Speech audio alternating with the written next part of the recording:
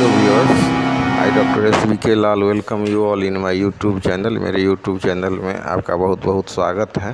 अगर आप इस चैनल में नए हैं, पहली बार मेरे वीडियो को देख रहे हैं, तो चैनल को लाइक शेयर और सब्सक्राइब करें, ताकि मैं जो विभिन्न विषयों से संबंधित जो वीडियो डालते रहता हूं आप तक पहुंचे। तो इससे पहले के वीडियो में हम लोगों ने मानव नेत्र और मतलब दृष्टिदोष पर चर्चा किया था, उसका थोड़ा सा रिकैप ले लेते हैं। मानव नेत्र क्या होता है? तो लगभग वो गोलीय होता है, जिसको हम नेत्र गोलक बोलते हैं, या अंग्रेजी में बोलें तो आई बॉल बोलते हैं। और उसकी सबसे जो बाहरी सफ़ेद मोटी अपारदर्शी चमड़ी होती है जिससे वो बनी होती है, उसको हम श्वेत पटल या स्क्लेरेटिक बोलते हैं। उसके बाद उसका अगला भाग जो है कॉर्निया होता है, फिर स्क्लेरेटिक जिसको हम हिंदी में श्वेत पटल बोलते हैं। उसके नीचे गहरे भूरे रंग की जो परत होती है जिसको हम कोराइड कहते हैं। यही कोराइड आगे चल करके दो भागों में विभक्त हो जाती है। एक को हम आइरिस कहते हैं, दूसरे को हम सिलियरी पेशियाँ कहते हैं। अब सिलियरी पेशियाँ ही नेत्र लेंस को लटका करके रखती हैं। नेत्र गोलक के सबसे भीतरी सूक्ष्मग्राही परत को हम दृष्टिपटल या रेटिना कहते हैं, जिस पर प्रकाश पड़ता है तो देखने की संवेदना उत्पन्न होती है। ये जो प्रकाश स्नायु या दिक् तंत्र का द्वारा मस्तिष्क तक पहुंचती है, मतलब ऑप्टिकल नर्व्स के द्वारा ये ब्रेन तक पहुंचती है। जो चीज़ हम देखते हैं हमको देखने का आभास होता है।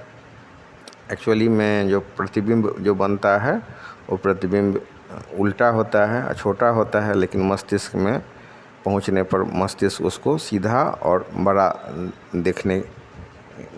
बड़ा करके उसको देखता है। उसको बड़ा देखने की संवेदना मस्तिष्क में उत्पन्न होती है, और आँख जो है अनंत दूरी से 25 सेंटीमीटर तक की दूरी को स्पष्ट देख सकता है। इसी को हम आँख के इसी सामर्थ्य को हम सामंजन क्षमता कहते हैं। उसके अलावा हम लोगों ने दृष्टिदोष के बारे में पिछले वीडियो में पढ़ा था। दृष्टिदोष मुख्यतः 3 प्रकार के होते हैं। निकट दृष्टिदोष, जिसको अंग्रेजी में हम शॉर्ट साइटेडनेस या मायोपिया कहते हैं। दूरदृष्टि दोष, जिसको हम फार साइटेडनेस या हाइपरमेट्रोपिया कहते हैं। और तीसरा जरा दूरदर्शिता, जिसको हम प्रेस बायोपिया कहते हैं। हमने यह भी जाना कि निकट दृष्टि दोष का कारण होता है नेत्र गोलक का लंबा हो जाना, अर्थात नेत्र लेंस और रेटिना के बीच की दूरी का बढ़ जाना, या फिर नेत्र लेंस का आवश्यकता से अधिक मोटा हो जाना, जिससे कि उसकी फोकस दूरी कम हो जाती है।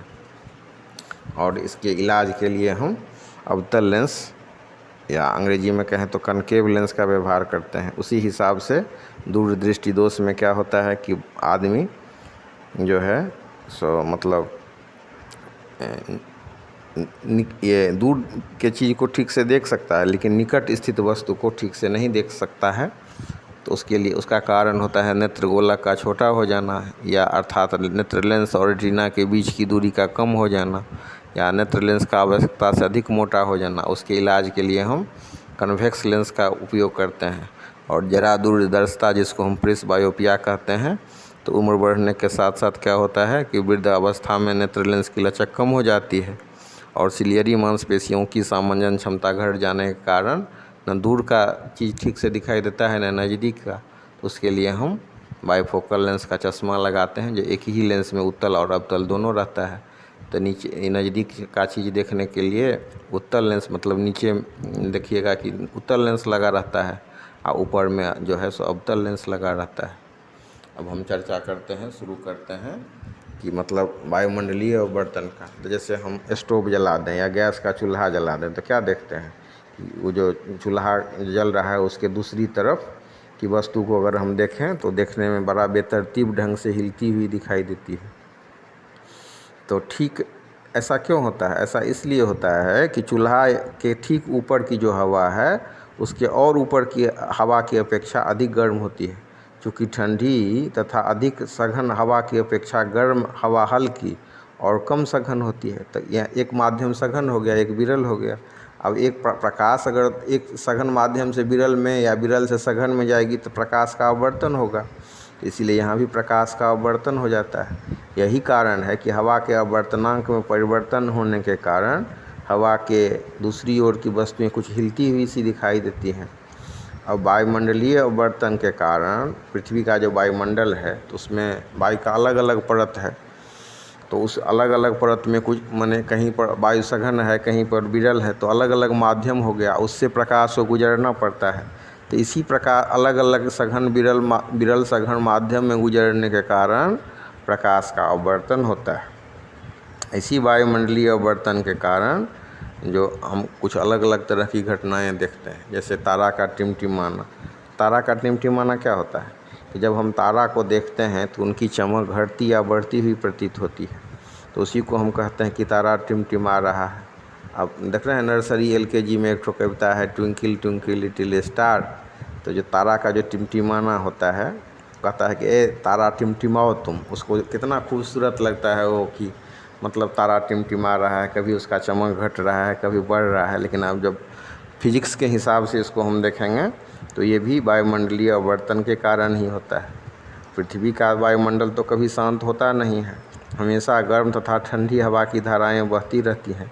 अब ठंडी हवा का घनत्व तो क्या होगा? ठंडी हवा का घनत्व तो जो है गर्म हवा के घनत्व की अपेक्षा, ठंडी हवा की अपेक्षा ठंडी हवा का जो घनत्व होगा वो ज़्यादा होगा, गर्म हवा का घनत्व कम होगा। तो ठंडी हवा की अपेक्षा, इसको हम ऐसे समझ सकते हैं कि ठंडी हवा की अपेक्षा गर्म हवा का घनत्व और वर्तनांक कम होता है। इसलिए तारों से प्रेक्षक तक पहुंचने वाली किरणें वायुमंडल के अवर्तनांक में होने वाले परिवर्तनों के कारण अगल बगल मुड़ जाती है। कभी कभी मध्यवर्ती वायुमंडल में एकाएक परिवर्तन होने के कारण किरणें एक और अधिक विचलित हो जाती हैं, जिससे प्रकाश प्रेक्षक से बहुत थोड़े समय के लिए अंशतः कट जाता है। इसलिए तारा कभी कम प्रकाश देता हुआ तो कभी ज़्यादा प्रकाश देता हुआ मालूम देता है। इसी घटना को हम तारों का टिमटिमाना कहते हैं। अब क्वेश्चन उठता है कि तारा टिमटिमाता है लेकिन ग्रह नहीं टिमटिमाता है, ऐसा क्यों होता है? तो ऐसा इसलिए कि तारा के तुलना में चंद्रमा तथा जो ग्रह हैं वो नज़दीक हैं। अब चंद्रमा हो गया हमारा उपग्रह, ग्रह में आप ग्रह का नाम बतला सकते हैं? सबसे नज़दीकी ग्रह हो गया बुध। तो बुध, बृहस्पति, शुक्र, यूरेनस, नेपच्यून, प्लेटो, मार्स, तो इस हिसाब से ये सब हो गया ग्रह। तो पृथ्वी भी हमारा एक ग्रह है और सूर्य एक नक्षत्र है। तो इस हिसाब से हम इसको समझ सकते हैं। तो तारा का जो प्रकाश है उसको हम बिंदु स्रोत के रूप में समझ सकते हैं, लेकिन चंद्रमा या ग्रह से जो आता है प्रकाश, तो चंद्रमा या ग्रह को हम विस्तृत पिंड के रूप में, लंबा चौड़ा पिंड के रूप में ट्रीट कर सकते हैं, और तारा को हम एक छोटा सा बिंदु के रूप में ट्रीट कर सकते हैं। अब वायुमंडलीय अववर्तन से संबंधित एक और महत्वपूर्ण घटना है कि सूर्योदय तथा सूर्यास्त के आभासी समय में अंतर का होना। तो ये क्वेश्चन पूछता है कि सूर्योदय और सूर्यास्त के बीच के समय का अंतर कितना होता है? तो ये अंतर होता है 4 मिनट। राइट आंसर होगा हमारा 4 मिनट। ये क्यों होता है ऐसा? दोनों के में समय का अंतर क्यों 4 मिनट का अंतर होता है? इसका कारण है कि पृथ्वी के चारों ओर वायुमंडल है, वायु का एक परत है। तो वायुमंडल में क्या होता है कि एक कहीं पर वायु सघन रूप में है, कहीं विरल रूप में है। तो वायुमंडल का घनत्व जो है पृथ्वी के सतह पर अधिकतम है, और ज्यों-ज्यों हम ऊपर की ओर जाते हैं घनत्व घटता जाता है। जब सूर्य की किरणें लगभग पूर्ण निर्वात से वायुमंडल में प्रवेश करती हैं तो किरणें अववर्तित हो जाती हैं। विचलन तब सबसे ज़्यादा होता है जब किरणें वायुमंडल की सतह पर पड़ती हैं, अर्थात जब सूर्य जो है हॉरिजॉन्टल होता है। अववर्तन के कारण किरणें नीचे की ओर मुड़ जाती हैं, तो सूर्य अपनी वास्तविक ऊंचाई से अधिक ऊंचा दिखाई पड़ता है। फलस्वरूप जब सूर्य उस समय में दिखाई देने लगता है जब वह क्षितिज से थोड़ा सा नीचे हो।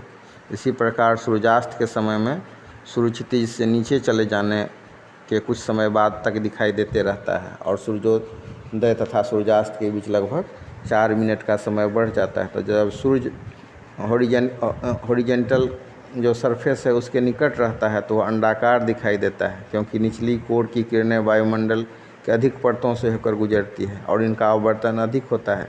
इसलिए सूर्य का ऊर्ध्वाधर व्यास छोटा मालूम पड़ता है। उसके बाद हम बहुत महत्वपूर्ण टॉपिक पर चर्चा कर रहे हैं, और टॉपिक है हमारा वर्ण विक्षेपण। जब प्रिज्म द्वारा सूर्य के प्रकाश का आवर्तन होता है तो ये 7 भागों में विभक्त हो जाती है। इसके लिए बहुत सिंपल सा एक्सपेरिमेंट है।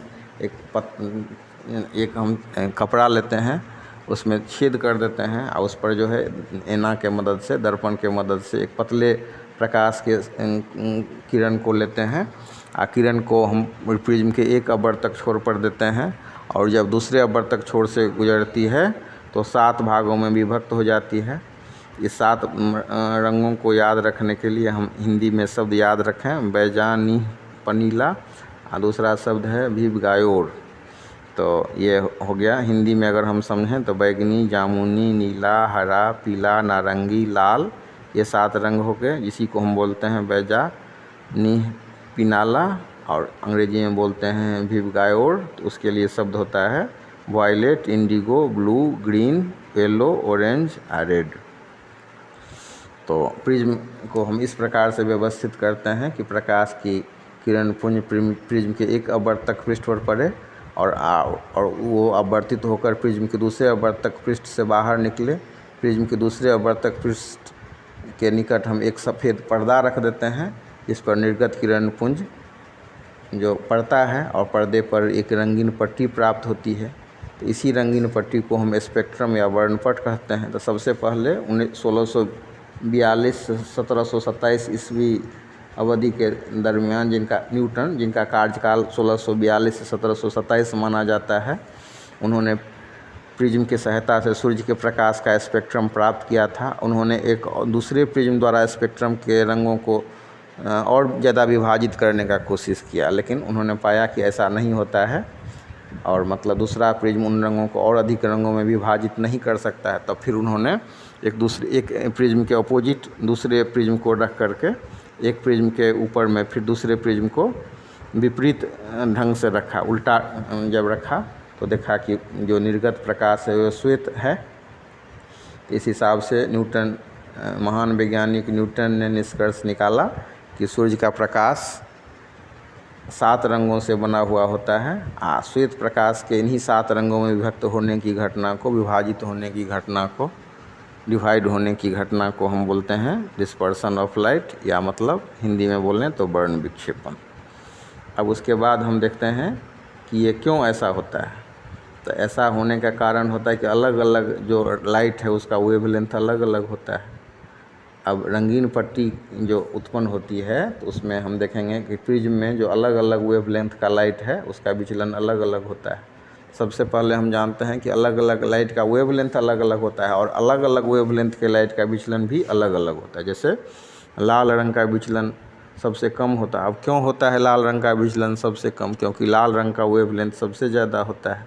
बैगनी रंग का विचलन सबसे अधिक होता है। क्यों होता है बैगनी रंग के किरण का विचलन सबसे अधिक? क्योंकि बैगनी रंग का तरंगदैर्घ्य सबसे कम होता है। तो इस प्रकार हम देख सकते हैं कि अधिक तरंगदैर्घ्य के प्रकाश का विचलन कम तरंगदैर्घ्य के प्रकाश की अपेक्षा कम होता है। अब इसी हिसाब से हम समझ सकते हैं कि प्रिज्म द्वारा विभिन्न रंगों के प्रकाश का अलग अलग विचलन का कारण है कि अलग अलग रंग के प्रकाश का वेवलेंथ अलग अलग होता है और अलग अलग वेवलेंथ के प्रकाश का कांच में वेग अलग अलग होता है। अब अगर हम अलग अलग रंग के वेवलेंथ की बात करें नैनोमीटर में, तो बैगनी रंग के लिए 400 से 400 नैनोमीटर होता है वेवलेंथ इसका। इंडिगो का होता है 440 से 460, नीला 460 से 500, हरा 500 से 570, पीला 570 से 590, नारंगी 590 से 620 और लाल रंग का होता है 620 से 700। तो 1 एंगस्ट्रम बराबर होता है 10⁻⁻10 मीटर। मतलब तो इस हिसाब से हम समझ सकते हैं कि प्रकाश के तरंग दैर्घ्य को एक अन्य मात्रक एंगस्ट्रम से भी व्यक्त कर सकते हैं। तो उस हिसाब से एंगस्ट्रम को अगर हम कन्वर्ट करते हैं मीटर में तो 1 एंगस्ट्रम बराबर होता है 10⁻⁻10 मीटर। अब मानव नेत्र द्वारा अलग अलग रंग की पहचान जो आँख पर पड़ने वाले प्रकाश तरंग के तरंग दैर्घ्य पर निर्भर करता है। या ऐसे हम कह सकते हैं, इसे ऐसे भी समझ सकते हैं कि विभिन्न जो अलग अलग तरह के जो तरंग दैर्घ्य का जो प्रकाश तरंग है वो नेत्र के लिए अलग अलग रंग के रूप में दृष्टिगोचर होता है। अब उसके बाद बहुत महत्वपूर्ण घटना है वायुमंडलीय बर्तन में इंद्रधनुष।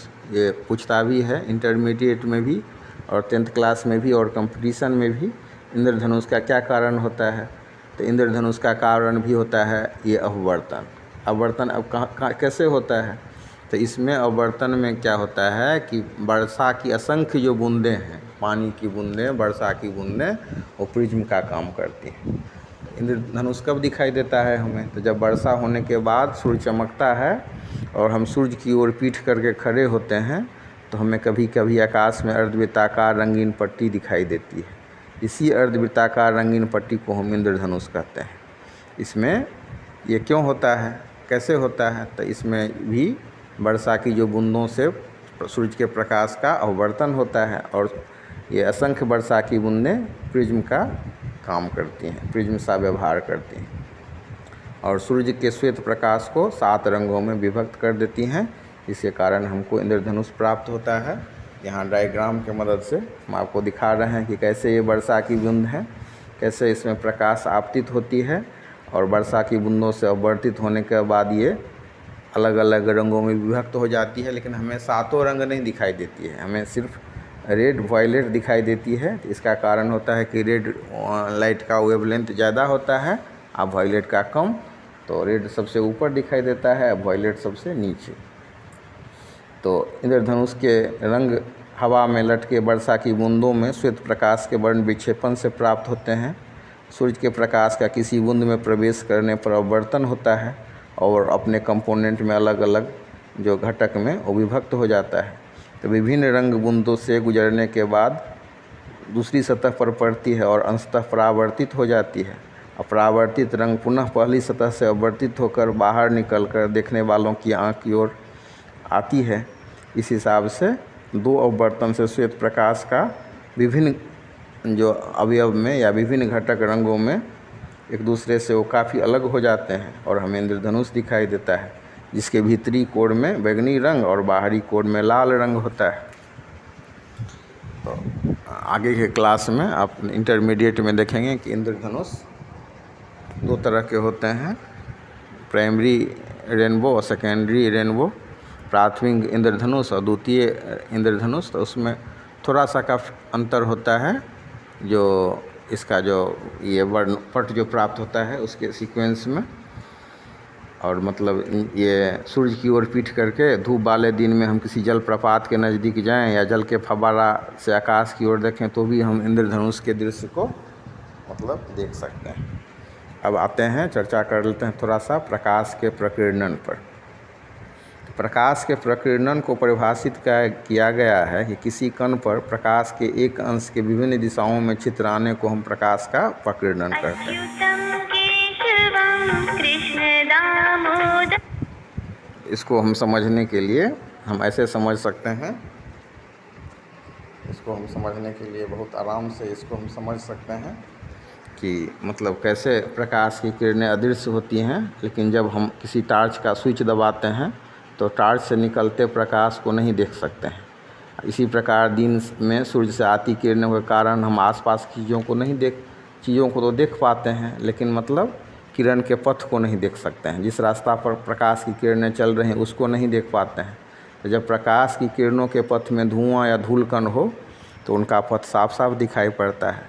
उदाहरण के लिए मतलब अगर कमरा में धुआं या धूलकण हो, या देखते हैं खपड़ा वाला घर में जो छेद होता है तो उससे जो उसमें प्रकाश के किरणों को रास्ता को हम देख सकते हैं, तो ऐसा उसमें धूलकण के मौजूदगी के कारण ही दिखाई देता है।